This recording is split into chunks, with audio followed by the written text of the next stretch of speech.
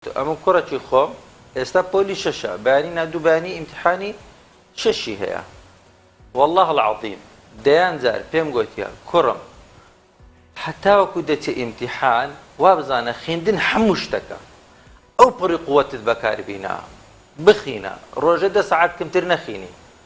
بەڵام کاتێک کە سەعاتێک پێش ئیمتحانی واز لە کتاب و شتەکان بینە هیچ اعتماد مەکە سەر خۆت تەوەکولی تەواو لەسەر خوای گەورە هەبی و دوعاش بکە برێ خوایە گیان چ شتێک باشە لە بۆ دنیام و لە بۆ ئاخیرەتم ئەوم بەنسیب بکەیت گرنگ نییە ئینسان ببیتە دکتۆر گرنگ نییە ئینسان بچیتە کولیە طب ئەمن بە خۆمە کە چوومە کولیە طب هەتاوەکو دەرچووم 12 کەس لە ناو هاوپۆلەکانم لەوانەیە کە لە مەرحەلەی من بوون سیانیان شێت بوون یعنی یەکەشان خەرچی هەولێرەیە یەکەشان خەرچی کەلار بوو کە لە کولیە طب برادەری خۆم بوون لە مەرحەلەی 4 و 5 تەقین قەید کران ئێستا ژنی نەهینایە عائلەی دروست نەکردیە بێ ئیشە هەر خەریکی حەبی نەفسی دەخواتن تێک چوو کەچی لە عدادێش دەرەجەی زۆر باشینەوە هاتە کولیە طب یەکەشان بە نەخۆشی سەرەتان وفاتی کرد لە مەرحەلەی 2 ئەوەکان کە ئینتیحاریان کرد خۆی کوشت یعنی برادرم بوو خۆی کوشت کە لە کولیە طبیش یەکەشان مەرحەلەی 4 بوو خۆی کوشت یەکەشان گەیشتە دکتۆری ئەوجە خۆی کوشت یعنی بۆ دکتۆریش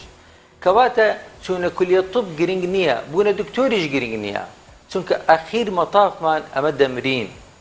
جوان دەمری ناشرین دەمری مندار دەمری گەنج دەمری پیر دەمری دەوڵەمەند دەمری فەقیر دەمری خوێندەوار دەمری نەخوێندەوار دەمری بەڵام مهمە وەکو باران بڕژێنە ژێر خاک لۆ سەوزکردنی قیامەتی خۆمان چونکە دنیا مەزرعەتی ئەخیرەتە ئەگەر تێگەیشتنی حیاتت ئەوها لەبیتن قەت نارێ دکتۆری گرینگە یاخود غێری دکتۆری گرنگ نییە پارە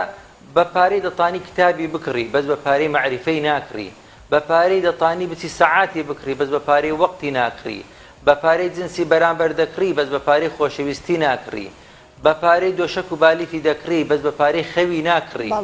بە پارەی دەرمانی دەکڕی بەس بە پارەی تەندروست شیفای ناکڕی یعنی پارە هۆکاری بەختەوەریە نەک خودی بەختەوەری